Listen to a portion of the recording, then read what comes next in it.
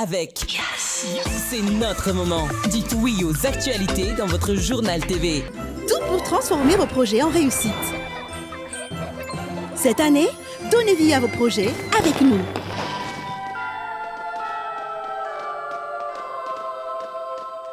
Manolotra ny vaovao.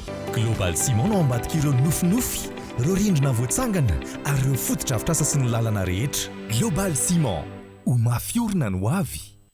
Manolotra ny vaovao.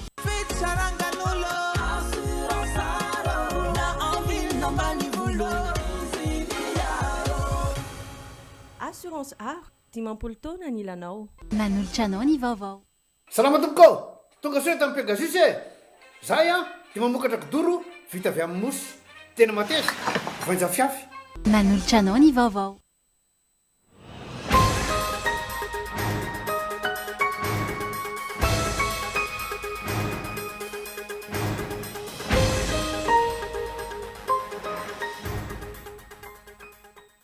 Zava-dehibe ny fananana diplomasia matanjaka ho ana firenena iray, indrindra ny toan'i Madagasikara, raha tena hikatsaka ny tombontsoa ambony ny firenena. Mila homen-danja ny fahalalana maneho hevitra saingy tokony ahian-danja halany izany rehetra, tsy amikorotana ny saim-bahoaka ho ny mpamakafaka raharaham-pirenena. Tokony hosokafanana tao mangarara sy manara-dalàna ny fanondrana an'ireo andramena, ampitomboana ny vola miditra amin'ny kitapom-bolam-panjakana ho ny fikambanana mitondra vahaolana ho an'ny fanavaozana na ny FMVF. Nanolotra foto-drafitrasa toy ny trano fivoahana sy trano fidiovana ho an'ny komuna Rivonimamy sy Ambatomravavy androany, minisitry ny rano sy ny fidiovana ary ny fanadiovana. Maro ny tanjony indrindra manoloana ny tsy fampino ireo foto-drafitrasa. Maty nandritra ny fipoahana fiara tao atsimo Moscou androany, ny jeneraly lehibe ny etamazoro ny tafika Rosianina. Isan'ny ahin'ireo komity mpanao fanadiadiana Rosianina ho navandozany Ukrainianina, ny antsiprian'izay.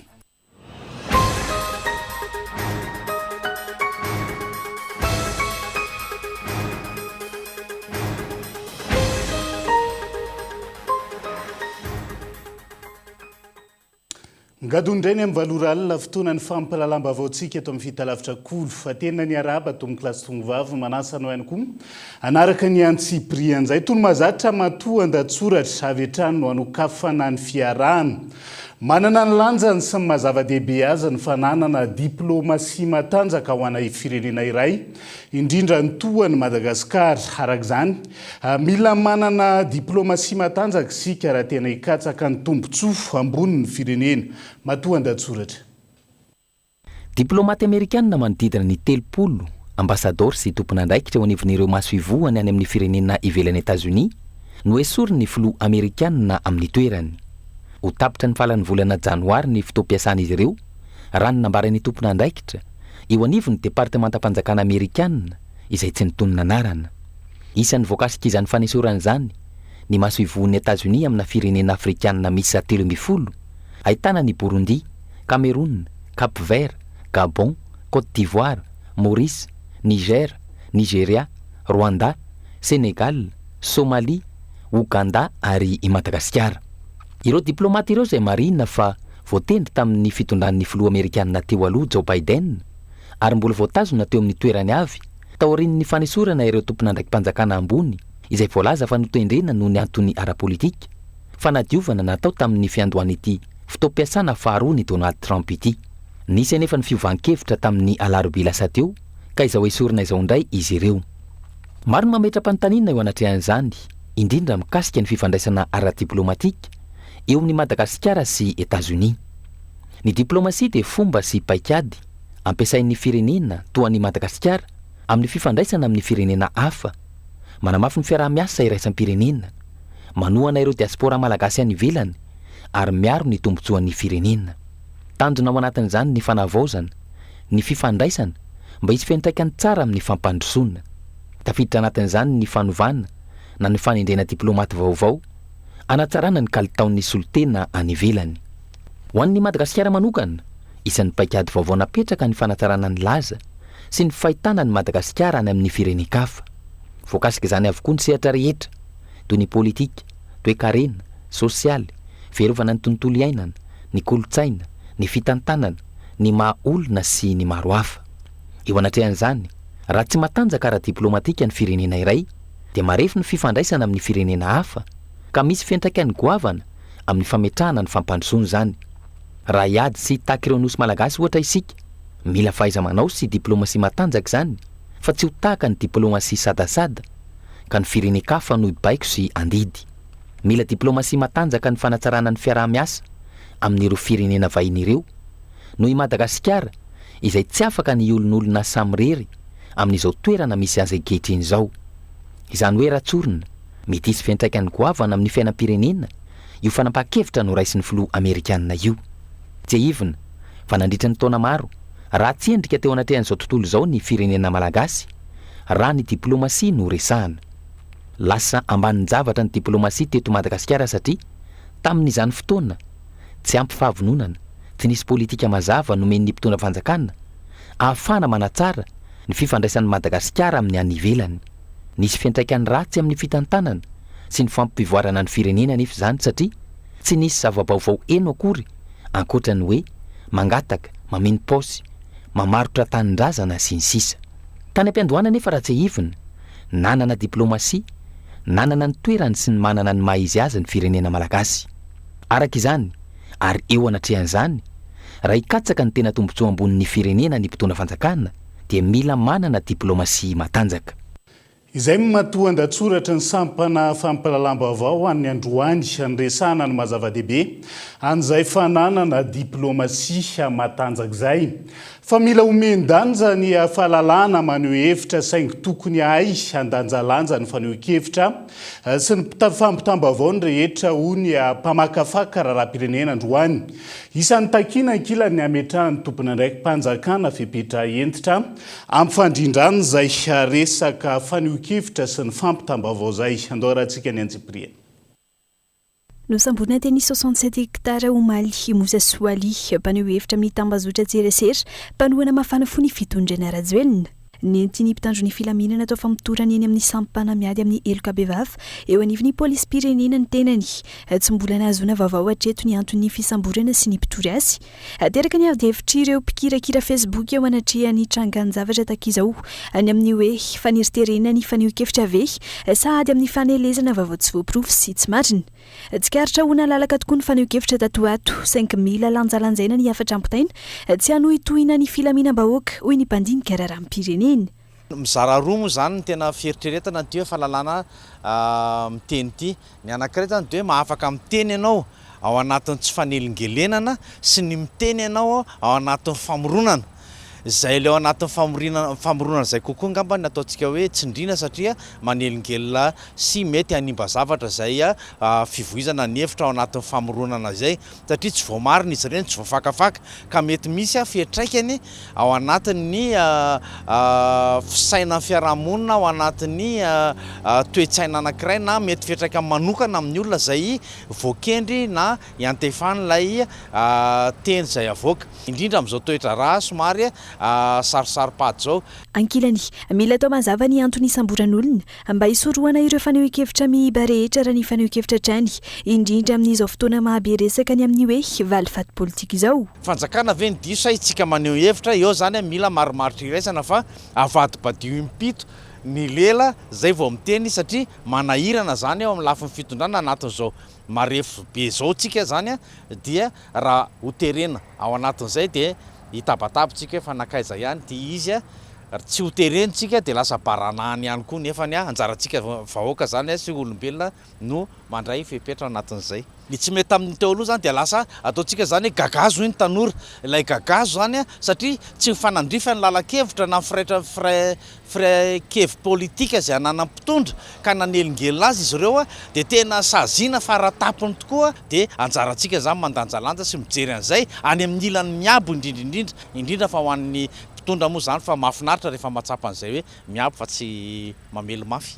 nanamarika ny fitondrana rajoelina ny fanitsakitsahana ny zoan'io hevitra sy ny raha matahory nanamafy ny ala amin'izany fitondrana mijora-kehitriny ka antony sy ny fanehoan-kevitra malalaka tatoato na amin'ny tambazotra tserasera zany na andalambe ao ireo efa samaneo ireo hevitra izay tsy navelana avoaka tamin'ny fitondrana teo aloha ao ireo manararoatra manely vavao tsy marina managirotana ny saim-bahoaka mila mahay mandrindra izany fitondram-panjakana ahaizany rehetra mandanjalanja ny fanehoan-kevitra ho iatran'ny mpandinika raharam-pirenena nametra mpialana mpikambana misa 3 teo anivony fitsarana avo momba lalam-pandrenany tsy ny andriela hanotendrena avy hatrany ihany koa ny mpikambana vaovao misolo azy ireo araka ny didim-panjakana nivoaka tamin'ity andro an'ity ariana fitiavana namoaka didim-panjakana ny fiadidiana ny fanavozana ny Repoblika ny Madagasikara androany 12 Desambra mahakasika ny fiovan'ny mpikambana mandrafitra ny fitsarana avo momba ny lalam-pandrenany mpikambana misa 3 eo anivon'ny HCC no nametra mpialana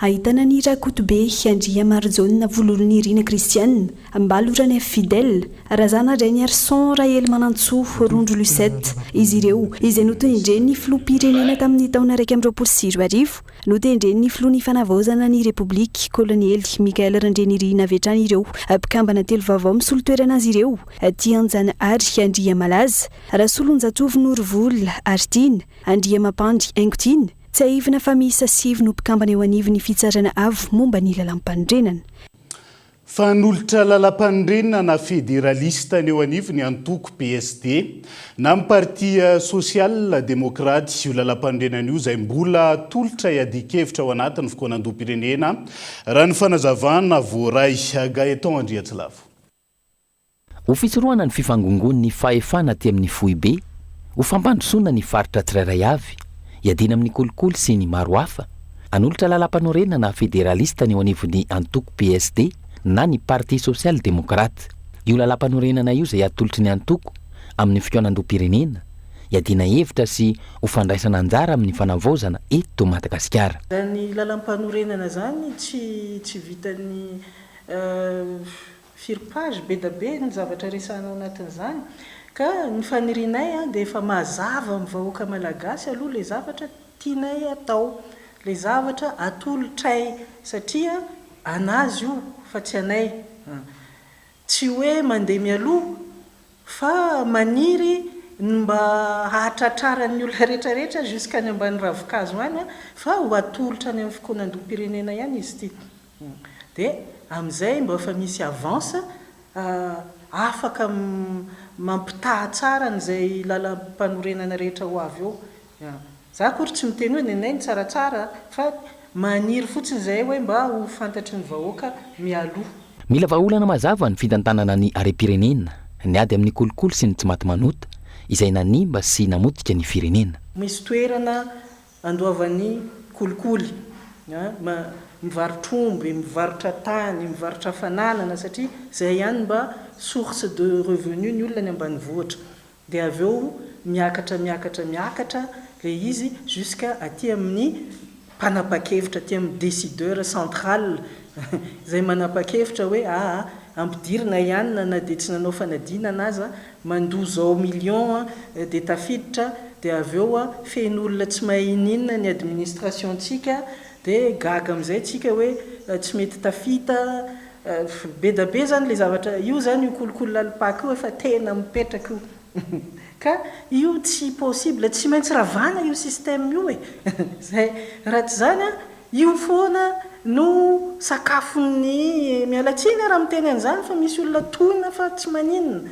aloha tohina sakafon'ny mpiasa-panjakana satria le karama tsy ampy sosikevitra ny narosy hoy izy ireo tsy natao hifandrafiny zany fa vao maika ampitambatra ny fampiarana azy eto amintsika na eo aza izany ny hevitra ny maro sy izay tapaka ny rehetra ao anatin'ny fikonan-doha-pirenena no arafitra hitondrana fanavozana eto Madagasikara tsy hevina trany manana didy sy andraikitra eo anatrehan'izany ny malagasy rehetra manana didy ary afaka manolotra sosikevitra avokoa ny olo-pirenena tsirairay avy lafomba vao afa tokony hosokafa natao mangarahara sy manara-dalàna amin'ny fanondranan'ireo andramena ampitomboana ny vola miditra anatin'ny kitapom-bola mpanjakana ho ny fikambanana mitondra vahaolana ho an'ny fanavaozana. Isan'ny takiana ankilany fametrahana rafitra mazava amin'ny fitantanana ny harem-pirenena amigorana ny fanondranana ny tsokosoko rano faneho-kevitra trany ariana fitiavana. Tsy ekena ny fihetsehefefan'ny olombetsy ny harem-pirenena eto amintsika. Ny vahoaka malagasy rehetra no tokony hisitraka izany. Mila mampidy-bola ao amin'ny kitapom-bola mpanjakana ny fitrandrana ireo harena an-kibon-tany ny azo sarobidy. Miantso ny fanjakana noho izany ny fikambanana mitondra vahaolana ho an'ny fanavaozana ny anokatra ny fanondranana andramena ao anatin'ny mangarara sy manara-dalàna ho tombontsoa ny firenena. Ankehitriny zany miady zay ho amin'le hoe haleo ho atao vahaolana ho amin'ny famparosona ny firenena ireo harem-pirenena malagasy ireo mba tsy olombitsontsony fa apetraka ampelantanan'ny vahoaka malagasy amin'izay ny fisitrahana n'izay harem-pirenena izay. Raha taloha mantsy misy n'ireo fanondranana tsokotsoko izay tsy hita hoe iza no mandray sy no manao an'izay.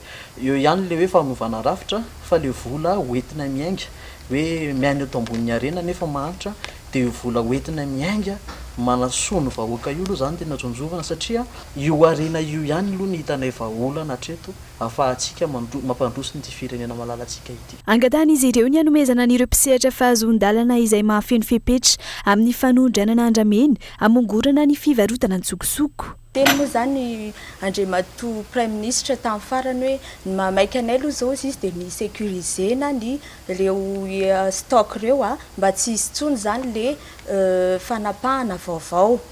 Dia ao aorianan'izay zany dia mba manao antso zany zay amin'ny fitondram-panjakana hoe efa miditra amin'izay tsy fanapahana izay daholo zany ny vahoaka ankehitriny fa mba miandry kosa zany ny hanomezana izay permis légal izay amin'ny fanondranana an'ireo andramena ireo mba tsy hisy tsony zany ny fanondranana tsokosoko sy ny trafika zany.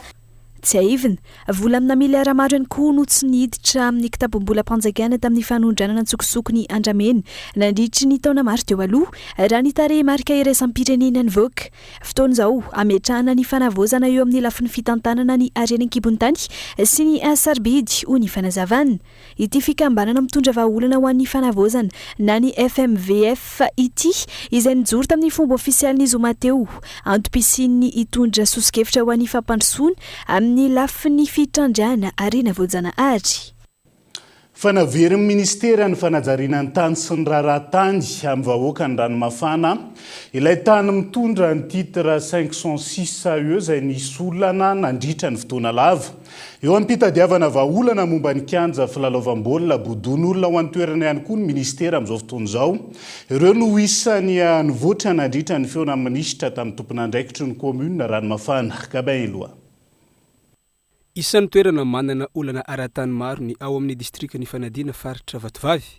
Anisan'ny nampitaraina sy nilany vahoaka vahaolana nandritra ny taona maro ny raharaha momba ny tany mitondra titra 506 AE ao ranomafana. Fanamby napetraky ny ministra vaovao ny amerenana an'ireo tany misy mibodo amin'ny tena tompony. Tao anaty ray volana izay, toerana maro no efa nahitana vahaolana ka anisan'izany ny ao ranomafana izay distrika ny fanadina navery ny fanjakana amin'ny vahoaka ny tany 506 AE. Nafinaritra tokoa satria namindra ny tany izay mitondra ny titra 506 AE ho an'ny vahoaka ny ranomafana ka dia izay fihaonana amin'ny Andriamatoa ministra zay no dia taty. Eo ihany koa ny eo amin'ny terrain de foot izay misy olona mikasa hakanazy io ary terrain io zany dia efa nampiasainy ny ray aman-dreny fandimby teo aloha ka hatramin'izao amin'ny tanànany Ranomafana io ka dia manakatra amin'ny fahefana tandrify izay indrindra eo amin'ny fianana tamin'ny Andriamatoa ministra ny fananantany mba hijery akaika an'izay terrain de foot ny vahoaka ny Ranomafana izay. Ankoatra ny 506 AE, anisan'ny andrasan'ny vahoaka ao Ranomafana ihany koa ny iverena ny kianja filalaovam-baolina izay misy mibodo ankehitriny. Nilaza ny hijery faran'izay aingana ny amerenana azy amin'ny komina ny ministry ny fanajariana ny tany sy ny raharahantany ny général Ilson René de Roland nandritra ny fionany teo amin'ny ben'ny tanàna sy ny filohan'ny filan-kevitry ny komina Ranomafana. Fotoana nanoloran'ny ministra tamin'ny fomba ofisialy ny tany mitondra titre 506 eo an'ny vahoakan'ny Ranomafana amin'ny alalan'ny komina. Ankoatr'izay, niona tamin'ny ministry ny fahasalamam-bahoaka ihany koa ny délégation nanotarihy ny ben'ny tanàna ny komina Ranomafana nandritra ny fandalovany teto Andrenivohitra. Nivohitra tamin'izany ny fangatahana ny isiany audit momba ny fitantanana amin'ny ankapobeny fa indrindra ny arabola ao amin'ny station thermale Ranomafana izay mampalaza any Ranomafana raha teo ihany koa ny fangatahana ny fanatsarana ny fitsaboana amin'ny ankapobeny ao amin'ny komina Ranomafana. Amin'ny maha Ranomafana ny Ranomafana dia io source thermale io no maha Ranomafana ny Ranomafana. Hatramin'izay dia tsy misy tombontsoa ny vahoaka eo Ranomafana ny fananan'io Ranomafana io ka dia nisy ny fihaonana tamin'ny ministry ny fahasalamam-bahoaka fa ny fampiresaka izahay dia mangataka ihany koa ny tenanay mba hisiany angamy ministère de santé mba hisiany audit mikasika ny toerana amin'ny station thermale io ary mangataka ihany koa zay aty amin'ny parlementaire mba hisiany enquête parlementaire zay mikasika ny fomba fitantanana no ihany koa satria tena misy tanay tsy mangarahara ny fitantanana no toerana io. Eo ny fitsirihana fa mangataka ny anaovana fanadihadiana parlementaire momba ny fitantanana io tobo-pamokarana herinaratra Ranomafana ihany koa ny fiadidiany komina Ranomafana. Nisy arak'izany ny fionan'izy ireo tamin'ny filohalefitry ny antenimieram-pirenena misana ny faritany Fianarantsoa sy ny solombavambahoaka voafidy tao amin'ny district ny fanadina teny Tsimbazaza. Ny solombavambahoaka manantena Ajanirina Dina izay nanamora ny fionan'izy ireo tamin'ny ministra Rotonta sy ny Vepanina Fianarantsoa izao raha ny fanazavana trany. Fa mitaky ny anaovana fanadihadiana momba ireo fananany FCE ihany koa ny ampiasa ary mitaky ny fidina ministra tompon'andraikitra ny antoerana amin'izao fotoana izao. Maro ny olana sedrainy ny zotra an-dalamby ka tokony hojerena aingana izany amin'izao fanavaozana eto amin'ny firenena izao. Ireo mpiasa nitondra ny fitarainany haingo Rakotondriana Kolo Fianarantsoa. Miteraka resabe ny makasika ny fampiasan'ny APTR ny kianja malalaky ny FCE izay takin'ny solombavambahoaka ny tokony amerenana azy amin'ny orinasa ampanjakana FCE io. Ny zavatra tazakena amin'ny tanàna iaingo Fianarantsoa mahakasika ny hoe ho lasa fanagnan'olo terrain carré. Fianarantsoa dia efa milaza aminao fa toerana tsy manana terrain fanaovana sport fa io ary mba anisan'ny magnampy ny fanaovana sport.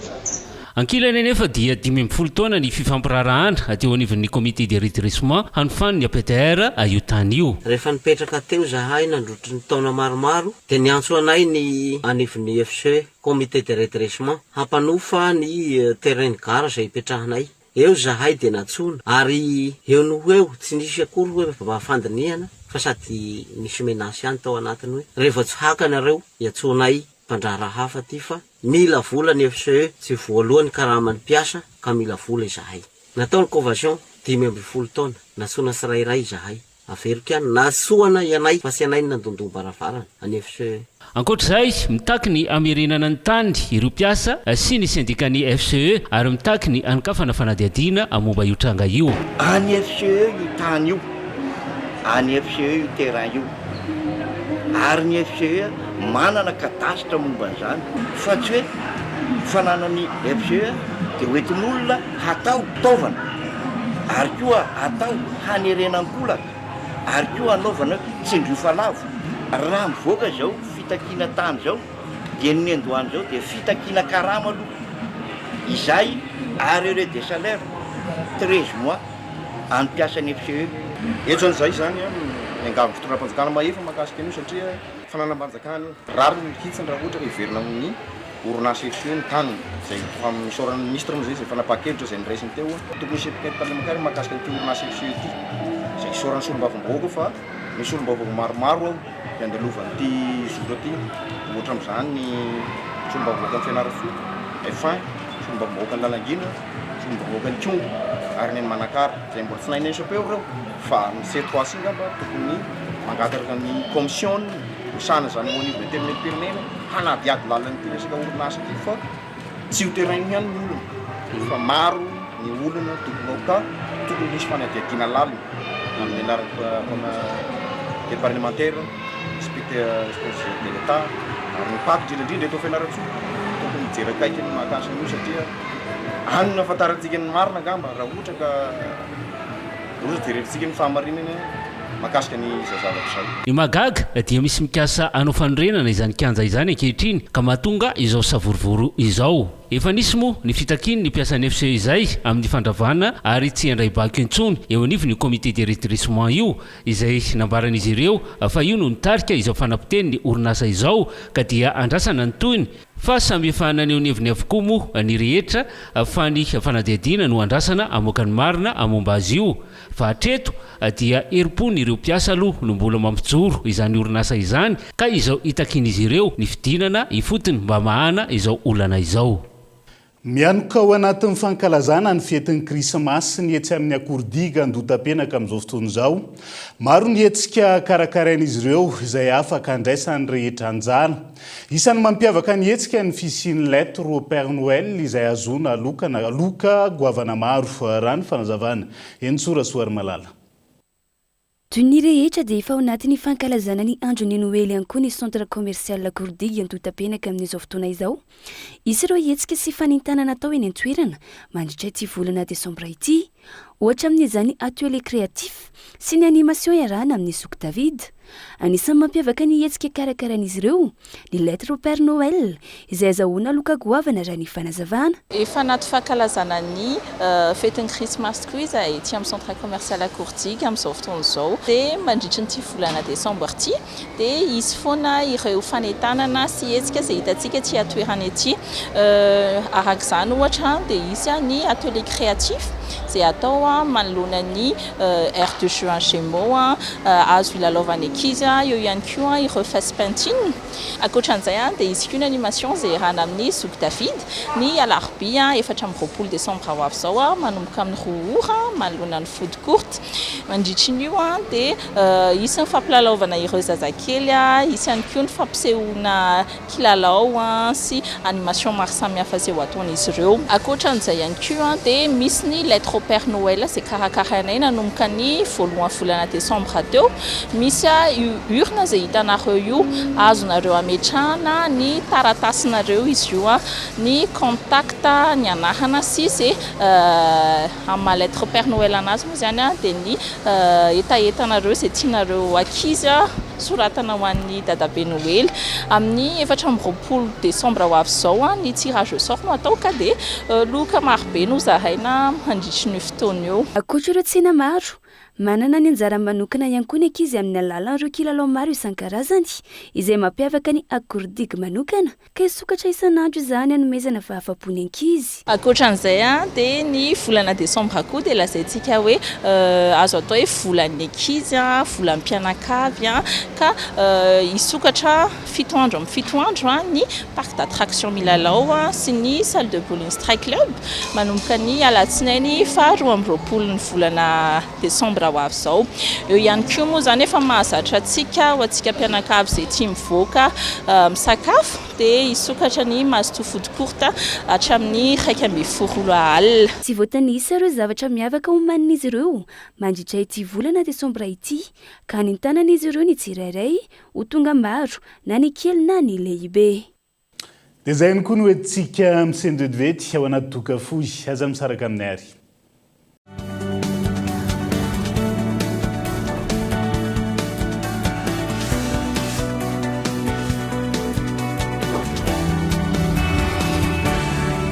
Cette année, moi j'aurais aimé que papa et maman ils font vacances à Dubaï. Dubaï? Mais cette année, Cosmos il fait son gagnant et il va partager son lot avec mes pays en voyage pour 2 à Dubaï. Chez Cosmos, Noël sera grandiose cette année. Pour tout achat du 3 décembre 2025 au 18 janvier 2026, participez au Super Tombola sans lot, sans gagnant. Premier lot, des vacances pour 2, tout frais payé à Dubaï. Deuxième lot, TVTCL 85 pouces. Troisième lot, réfrigérateur side by side. Quatrième lot, salon complet. Cinquième lot, moto 5K. Sixième au centième lot, 95 bons d'achat d'une valeur totale de 30 millions d'arias. Cosmos est trop génial. Maman, papa, on y va? Cosmos, votre partenaire de confiance. Anay baka toliara toy mamboly raha maro ako tsy tia balahazo karakarainay malagasy lafarina zato isan-jato fikarinay eto an-toerana manify sy maivamaivana ery raha andoky raha matsiro sy mora levony andramoka zaho an'io no mampiavaka amin'ny malagasy. Des pneus robustes et de qualité, c'est BKT. Conçus pour résister à toutes les conditions, ils assurent performance, longévité et fiabilité sur vos terrains agricoles. Pour vos remorques, tracteurs, motoculteurs ou moissonneuses, faites le choix de la solidité signée BKT. Disponible dès maintenant chez Océan Trade au sein d'Agroindustrie. Tompona tsokotsoky nandritra ny 5 taona aho fa hatramin'ny ampiasako ny atolotroika dia tsy miasa saina intsony sady tsy misy olana. Amin'ny mampandraraha mety toko tanteraka ny atolotroika aho ary mikasa ampitombony amin'ny tolotroika izay ampiasako. Ny tiako atolotroika ny tsara indrindra satria mafy, malalaka, matanjaka sady amin'ny tity. Ny atolotroika ny tsara indrindra ary tsy misy olana. Inona no antony ampiasanao ny rasoir Bic 1? Satria mateza. Fampiasako azy isan'andro no mahatsara toy izao. Mora ampiasaina n'aiza n'aiza satria mateo-tia amin'ny lafiny rehetra ohatrana ihany. Rasoir amin'ny vidiny tena izy satria hita eny amin'ny faritra rehetra. Rasoir Bic 1 samy manana ny antony itiavany azy sika rehetra.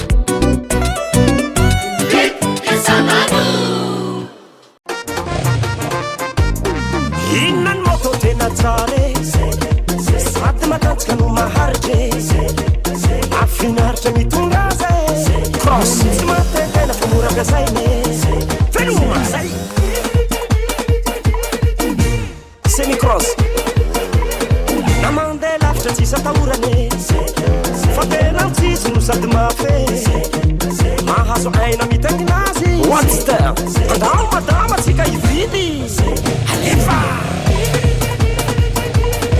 Vidiny moto 5 anao ary aloavy tsikelikely miaraka amin'ny fanamorana fandoavam-bola vente à crédit mirindra ao amin'ny magasin Cosmos irery any. 5 la route vous appartient.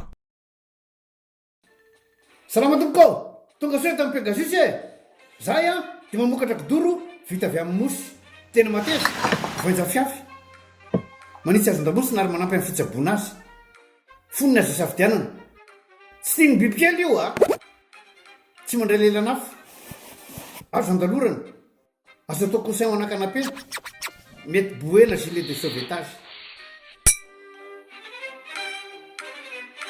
ary mbola misy tapi mahasolotsia amin'ny loko isan-karazany tsy mifidy toerana n'aiza n'aiza mahatatry soka mora diovina sady tsy matahotra rano nefa malefaka. Pegasus koa dia mbola manana canapé sady fandriana ary isolant thermique ilay mampangatsiatsika ny atotrano amin'ny andro mafana sy mihazona ny hafanana amin'ny andro mangatsiaka dia tonga varaliana fa misy refzetiny. Ny fahatokisana ny tanjona amin'ny asa fanorenana.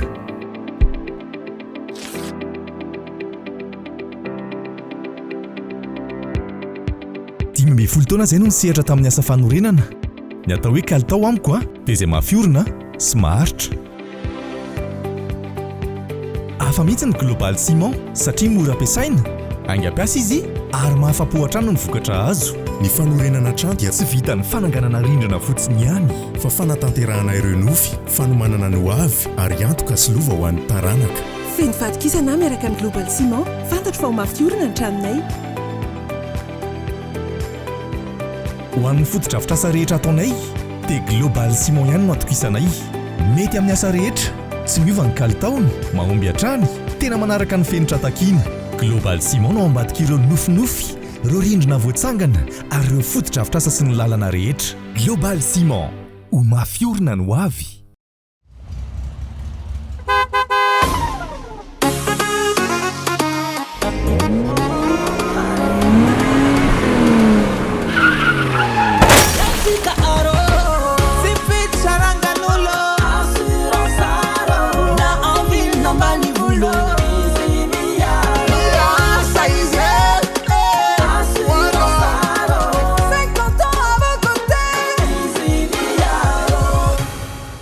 Assurance art, dimampolo taona ny ilanao. Zay mila mikifety bebe coucou. Lasa bobaka be ny mega nampitomboana ny elohon. Lasa 1 giga be zao raha 220 mega teo aloha. Arivo ariary foana nefa 1 giga wa. Kifeo ny réseau tsara indrindra eto Mada. Tsindrio aingana ny dièse 322 étoile 64 dièse na ny dira super app. Ya c'est moi.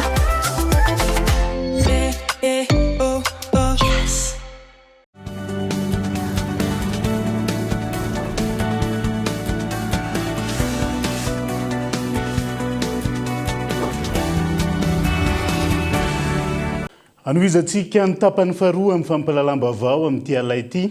Nanolotra fotodrafitrasa tony trano fivoahana sy trano fidiovana ho an'ny commune Rivonomamy sy Ambato amin'ny Rahavavy Androany. Manisitry ny rano ny fidiovana sy ny fanadiovana. Tanjona ny ampitomboana ny tany fisitrahana trano fivoahana sy trano fidiovana ho an'ny commune. Indrindra manoloana ny tsy fampina sy ny tsy fanana ny akamaroany ny mponina izay fotodrafitrasa zay amin'izao fotoan'izao ndao raha antsika ny Antsipria. Tsy mbola manana lavapiringa na trano fivoahana madio sy azo antoka avokoa ny akamaroan'ny tokantrano eto Madagasikara raha tsy ilaza fa tsy ny amin'ny commune na Rivonomamy. Antony mampahazo vahana trano ny fanaovana maloto etsy sy eroa na ny fangerena ny kalamanjana any an-toerana hoy ny taleparitry ny rano ny fanadiovana sy ny fidiovana amin'ny faritra Itasy. Atao ny faritra Itasy moa ny fisitrahana ny assainissement de base dia manodidina ny 420 isanjato. Reo 420 isanjato reo dia manana cabinet fotsiny fa eo ihany koa le mampahoe mbola ara-pahasalamana anazy koa zany mbola mila tsaraina. Raha itao faritra Itasy efa les communications de masse zany efa fantatry ny olona zany hoe ilaina ny cabinet dia nefany misy ihany hoe manana cabinet varavarana gony mifitra amin'ny rindrina ambozaka ny kojakoja amin'ny cabinet zany tsy ampy dika zay mbola manaparitaka tsy voafeha zany fiparitahan'ny tay dia zay ny tena antony anamafisany ministeran'ny rano hoe mbola tokony zay nametrahana fotodrafitrasa tsara ohatry zao hoe tokony ezaka tsika na tsara satria tena ilaina amin'ny mahaolona le fotodrafitrasa fidiovana zay mampahoe fotodrafitrasa miankina amin'ny mahaolana an'izay. Manoloan'izany fa ihany koa mahana ny olana ny fahatapahan-drano tonga nametraka sy nanolotra trano fivoahana sy trano fidiovana fa ihany koa bassin sy lavoara ahitana robinet manodidina ny 420 teo tao amin'ny commune Rivonomamy voalohany androany ny ministry ny rano ny fanadiovana ary ny fidiovana. Ny tena izy dia tokony hisitraka an'izany daholo ny olona rehetra ary lazaina teo fa mbola atsasa manila mahery zany raha ny eto Rivonomamy mino fa mitovitovy amin'izay daholo ihany ny eran'ny Madagasikara ary mety misy mbola ambanin'izay atsasa manila izay ka ny tanjo ministera dia ampiakatra araka tenen'ny solombavambahoaka teo dia hoe ny fisina fotodrafitrasa ohatran'izao no ahafahantsika mitondra fahasalamana ho an'ny mponina sy ny vahoaka.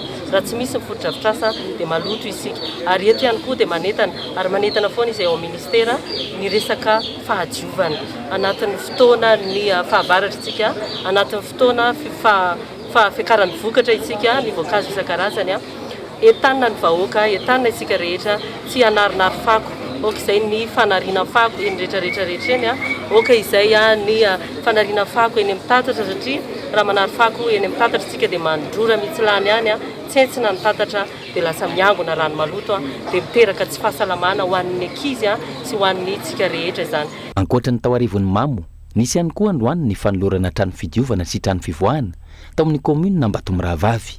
Etsika tafiditra anatin'ny fanamariana ny andro maneran'ny tany ho an'ny Kabony na ny journée mondiale des toilettes. Tanjo ny fametrahana izao fotodrafitrasa izao ny ampiakarana ny tany mponina misitraka trano fivoahana sy trano fidiovana raha ny fanazavana. Fa toy ny fanaon'izy ireo isan-taona no tanterahany teo anivon'ny Rotary Club Mahajanga Omaly ny hetsika sosialy Resto du Cœur hetsika nanomezana sakafo kilalao lamba fitafy sy PPN ho an'ireo olona marefo eny anivon'ny fiarahamonina. Namaly ny antsoiny Rotary Club Mahajanga tamin'izany ny N10 humanitaire sy ny Ismaili civique niarany karakara sy nizara ny fanomezana andao rahantsika ny antsiprian'izay tateriny Anja Robert Kolomajanga. Olona marefo ara-pivelomana miisa 500 no nisitraka ny hetsika sosialy Resto du Cœur izay nokarakarainy Rotary Club Mahajanga ho fitsonjovana azy ireo amin'izao fety izao. Ka teto amin'ny Charles Renel no nanatanterahana izany raha toa ka naterina tany amin'ny centre fitahina ao Ambalavola kosa ny anjara sakafon'ireo olona manana fahasembanana taizana CBAS amin'ity ivitoerana ity nanaovana ny hetsika sosialy.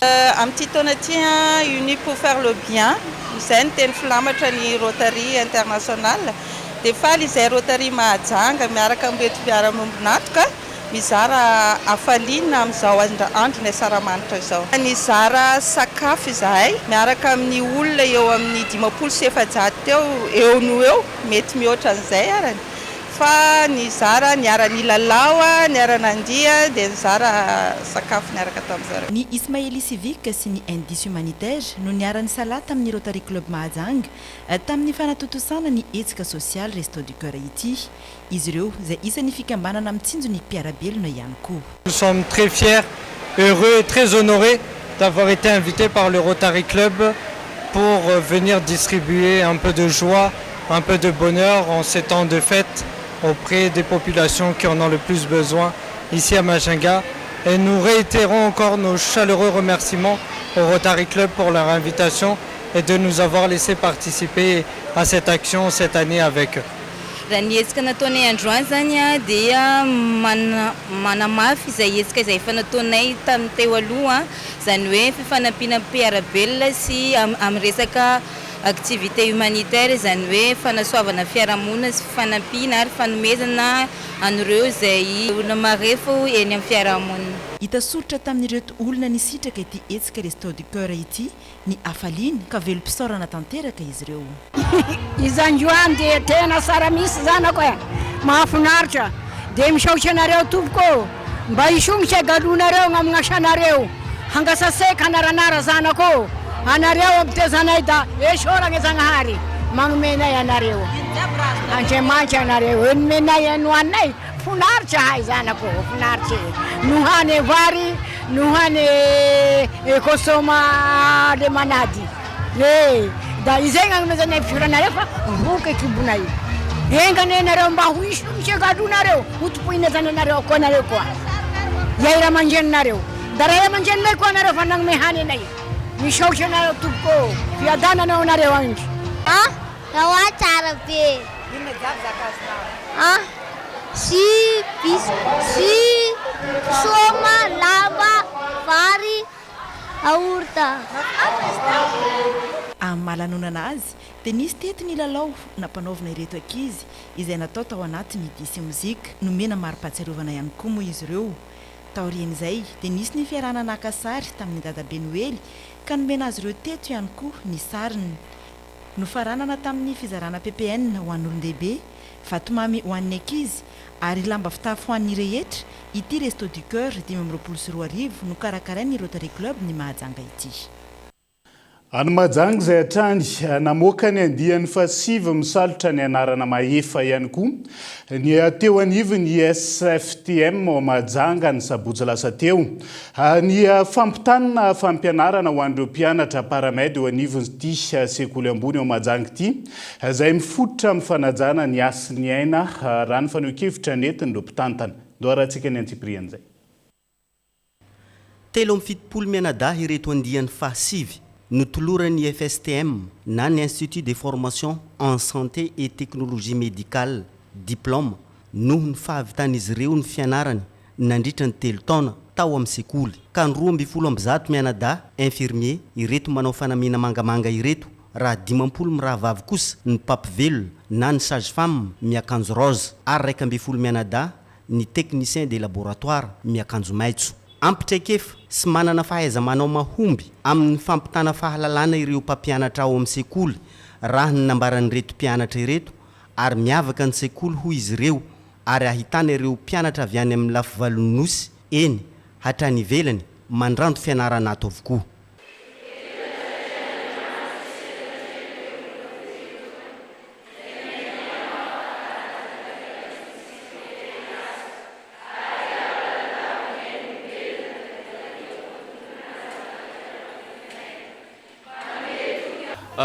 et je suis fier de faire partie de l'équipe de l'IFSTM en tant que diplômé aujourd'hui parce que je suis très reconnaissant. Surtout les enseignants, la façon dont ils donnent les formations, je trouve ça vraiment très intéressant. C'est très facile à comprendre et c'est très simple à apprendre aussi. L'Institut IFSTM, je l'ai choisi parce que avant moi, je connais des collègues qui sont étudiés dans cet institut chez nous au Comores et ils sont vraiment à la hauteur maintenant.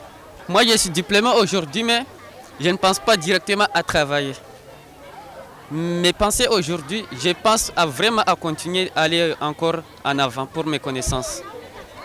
C'est ce que je vais pour l'instant, mais ce n'est pas pour travailler.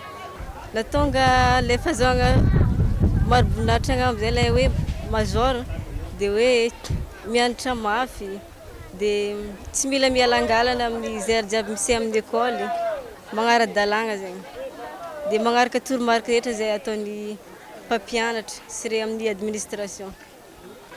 Dia fomba fianarana zegny izy comme ilay fianarana leçon zegny izy dia isaka leçon azo zegny tonga dia efa ianarana satria marobe zegny leçon ao dia sao tsy arakanao fogna izy amin'ny farany dia zegny mahatonga izy hainao amin'ny farany amin'ny examen. Tsara ilay fampianarana avy ake mahay magnazava zegny mahay magnampita leçon zegny le mpampianatra manana traikefa ambony amin'izay fampianarana zegny ampy tsara ilay stage dia na eo zegny ilay amaroan'ny institut zegny eto amin'ny tamin'ny tanànan'ny Mahajanga dia miezaka zegny anao kofa amin'ny stage tsy mialangalana amin'ny acte dia magnaraka zay toromarika amendre personnel amin'ny hôpital regny. Sekoly ambony nahazo fankatoavana ara-panjakana ny FSTM izay mitovy lanja amin'ny sekolim-panjakana ny diplôma azon'ireo mpianatra afaka iraisina ho mpiasa-panjakana. Mpitsabo miasa any ivelany mpanorona ny sekoly izay mahafantatra ny lanjan'ny asa fitsaboana ka manao izay fomba rehetra ahatsara ny kalitao-pampianarana ato amin'ny FSTM sy mampahary fomba ireo fitaovana ampiasain'ireo mpianatra mandritra ny fotoam-pianaran'izy ireo ato amin'ny sekoly. Ny afatra ho an'ny ray aman-dreny moa zay safidy hiditra ato amin'ity école ny paramède IFSTM ity dia ny école moa zany maleo tena ary rattaché amina hôpitaly zay eto ankaviako ny centre médical La Source. Ato aminay dia afaka manao stage avy hatrany zany zay maimaim-poana ny première stage. Zay zahay vao mandefa ny mpianatra any amin'ny toeram-pitsaboana samihafa.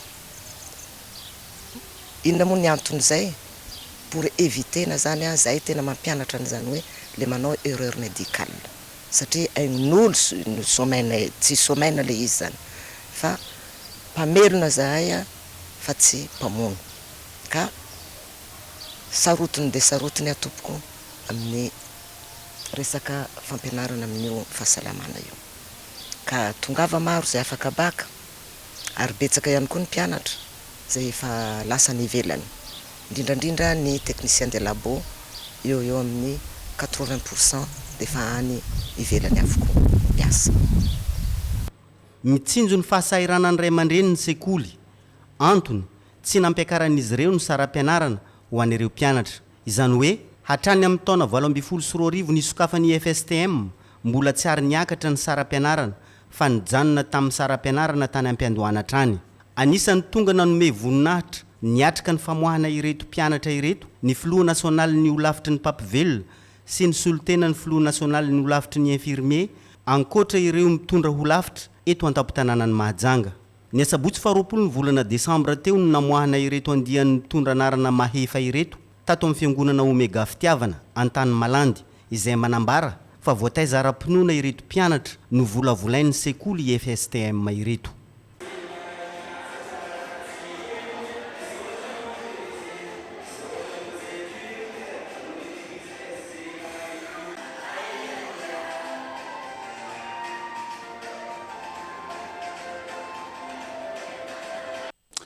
fa mbola iaran'ny fanilikiliana seriseritra ara-moraly avokoa ireo zaza an-dalambe abiaziny eny anivon'ireo akany mila fanohanana sy nia fitazana ny zaza eny an-dalambe ka miantso ny fanjakana hijery ny fiahina azy ireo hoy ny fanazavana riana fitiavana no mitaritra ny antsiprian'izay.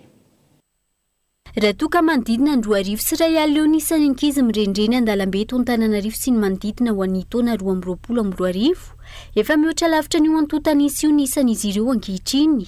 Raha ho an'ny ankany iray eny amin'ny komuna Itosy manokana izao, miisa 700 no beazina ao amin'izy ireo, ka zazany rendreny tena an-dalambe tsy nisy mpiainy ankamarony. Olana iray mbola sedrainy ireo zaza an-dalambe ny fanilikiliana menjady amin'ny reto farany, ahitana taratra izany ny tranga eny anivon'ny fiarahamonina. Mianatra any amin'ny sekoly toy ny ankizy rehetra, ny ankizy avy ao amin'ny association Les Enfants du Soleil, dia matetika eny anivon'ny fiarahamonina eny dia mbola misedra fanilikiliana sy ohatran'ny hoe teny marary sy teny mandratra. Dia izay zany no esahanay foana ampahafantarana hoe inona marina ny ankizy ohatran'ny ahoana ireo ankizy ireo ankizy mitovy amin'ny ankizy rehetra ihany. Dia izay no tena hoe olana sedraina ankoatran'izay moa dia raha antsika malala izao ny toetra raha-pirenena dia anisany tena olana goavana sedrain'ny association izao ny resaka famatsim-bola. Izay moa tsy manana hoe fidiram-bola manokana ohatran'ny ahoana ny association fa tena mivelona amin'ny resaka donation avy any ivelany sy izay olona tonga manampy anay. Tokony sitraka ny zony tahaka ny ankizy rehetra ireo ankizy raisina an-tanana any amin'ny akany, ampivelatra ny fahalalany sy ny maha-olona azy.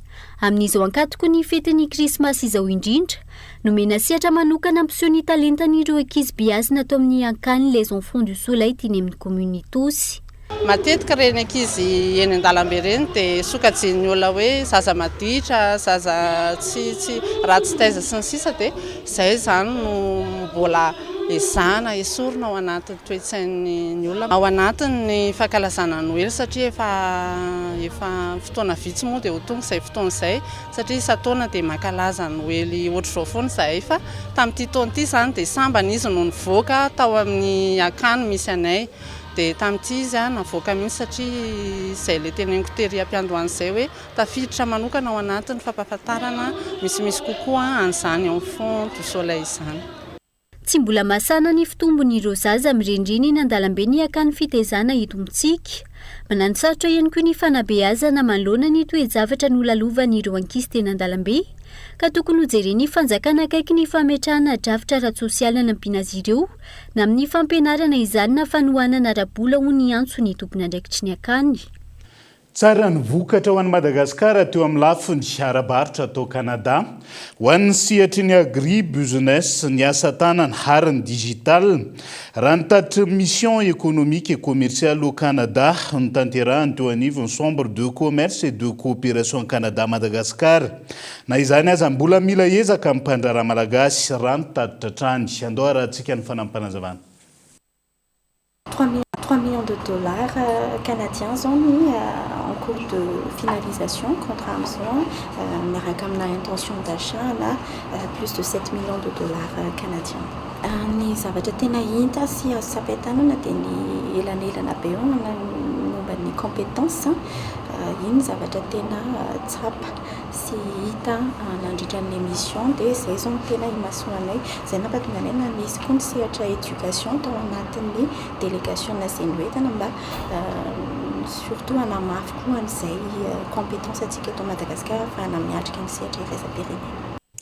Nanao hetsika ampilaminana nanoloana ny orinasa fiasany sy ny banky iray fandraisan'ny vola ny farany herinandro teo ampiasa ao amin'ny orinasa vita plasy dia tsy hanosy zato tsy nomena ny karama ampiasa mahery ny 500 nanomboka ny volana Mey ka hatramin'izao araka ny fitarainana manao antsoavy ny hijerenina vahaolana ho fitsinjovana ny maha olona araka izany ireo mpiasa eny amin'ny toerana andao raha antsika ny antsiprian'izay. nanao etsika fanairana ny orinasa fiasany sy ny banky iray fandraisan'ny vola ireo mpiasa marobe eo amin'ny orinasa vita plasy ny Anozato ny farany herinandro teo antony tsy fandraisana izy ireo karamatra amin'ny volana Mey izay fotoana niverenany ny asa taorian'ny olana fampiatoana mpiasa tsy ara-dalàna 3 volana nataon'ny mpampiasa sy grevy 2 volana nataon'ny mpiasa fampiatoana mpiasa izay tsy nampafantarana ny banky ka famerenana ny volany banky nandritra ireo fotoana tsy niasana ireo no antony tsy amohan'ny banky ny volany ireto mpiasa ireto raha ny fanazavana. Noho ny verina zay zay ny asa tao aoriana 22 Mey dia manao versement ny amin'ny banky izay zany ny karamanay rehetra zay lasany amin'ny banky nanomboka tamin'io fiverenanay ny asa io mandrak'andro hoany volana Desambra sika zao dia bloqué ihany daholo ny volanay rehetra tsy nisy azonay na ny ariary azy misy aminay nefa efa navita pré misy aminay efa manapitrisa amin'ny volana zany hoe efa tokony ho afaka zany ny pré an'ireo mpiasa ireo nefa mbola bloqué ny compte hatramin'izao zany hoe raha tambatra zany fotoana tsy nandraisan'ireo mpiasa ireo vola efa mahita herintaona latsaka ary ho feno herintaona amin'ity volana Desambra dia raha ohatra ka tsy mbola misy vahaolana aroson'ny banky. Efa volana maro izay ireo mpiasa mandidina ny 500 ao anatin'ity orinasa tsy miankina iray ity no tsy nandray karama raha ny fitaranan'izy ireo. Maro ny fifampiresahana teo amin'ny tompon'andraikitry ny banky sy ny mpampiasa na izany tsy mbola nisy vahaolana hatramin'izao. Tsy amahany olana mihitsy izany raha ny tena izy satria fifampiresahana efa 10 na efatra zay na teo taminy ka ny any atao menovana ampy setra angamba fitarainana satria le mpiasa manatotra vola any avirehany amin'ny banky ny karamany nefa rehefa tonga amin'ny fandraisana tsy misitratra mihitsy izay mpiasa. Sokajiny ny mpiasa ho famonoana tanteraka ny fiveloman'izy ireo ny toe-java-misy ka hanaovany antsoava amin'ny tompona ndraikim-panjakana. Nanamafy ny solotena ny mpiasa fa hiamafy ny fitakiana sy ny hetsika raha tsy misy ny vahaolana roa sy ny mpampiasa sy ny banky.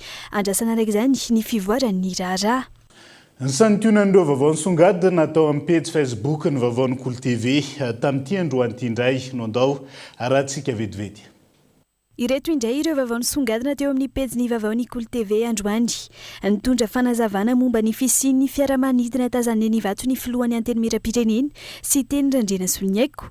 Nambarany tamin'izany fa nitondra delegaciona rosianina misa 7 notarian'ny jeneraly André Vladimirovitch Andreev ity fiaramanidina ity ka niaona tamin'ny filoham-panjakana Mikael Randrena ireny izy ireo. Nilaza izy ireo fa vonona ny hanoana sy hanampy an'i Madagasikara indrindra amin'ny sehatry ny fanofanana sy fanamafisana ny fahaiza-manao ny tafika malagasy no amafisiny izy ireo ihany koa fa azo hitarina any amin'ny lafiny ara-toe-karena ny fiara-miasa eo amin'ny firenena rotonta raha heverina ho mifanaraka amin'ny tombotsom-pirenena. Nisy fanomezana fitaovana natolotry ny delegaciona rosianina ho an'ny garde présidentielle malagasy. Anisy nanao fisavana na perquisition nitran'ny Edgar Razafindravat amin'ny sabotsy maraina. Raha ny fantatra, miaramila nanao akanjona sivily mandina ny folo no nanao ny fisavana teny Ambomalaza.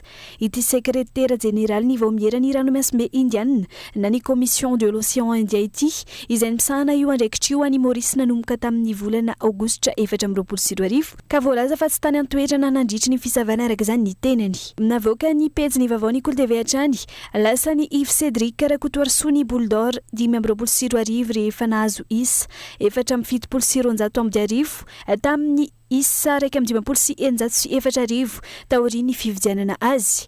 Larana faharoa kosa i Jean-François Daniel Rakotondrainibe na Izikle nahazo isa 20 i Sébastien Rousseau no fahatelo rehefa nahazo isa 726. I Yves Cédric Karakotoarsoa araka izany no nandimby ny toeran'ny Jean Feltin teratany frantsay nahazo ny boule d'or tamin'ny taona 424. Ny boule d'or izay loka atolotra isan-taona ho an'ny mpilalao tsipika Nedbe mendrika indrindra araka ny vokatra ara-panatanjahanteny sy ny safidiny mpakafy maneran-tany. Manoloana ny raharaha volamena tao anaty coffre izay nivadika ovy izay voizina indray ankehitriny. Nanambara tamin'ny fomba ofisialy ny teo anivon'ny ministera ny Arenankibony tany fa tsy misy mihitsy ny fikasana anarona na anafina trangara-pitantanana mandozy nataon'ireo teo aloha. Ireo ny vaovao nisongadina teo amin'ny pejy ny vaovao ny Kolo TV androany. Mifarany eto indray ny fiarahantsika ho any androany naiza misy anao ankasitrany ianao nanaraka ny fampalalam-baovao hatramin'ny farany veloma tompoko.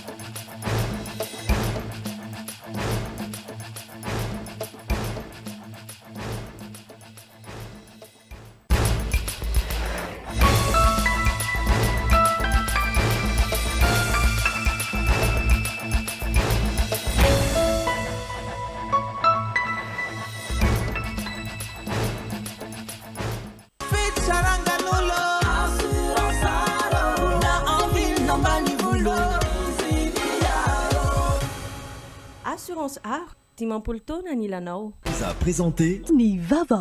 Tout pour transformer vos projets en réussite. Cette année, donnez vie à vos projets avec nous.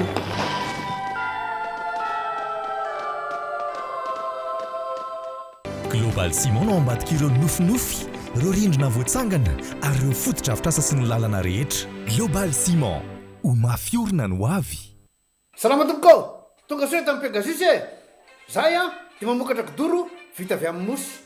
Tena mateza, vainja fiafy. Ça a présenté Ny Vava. Avec Yes, c'est notre moment. Dites oui aux actualités dans votre journal TV.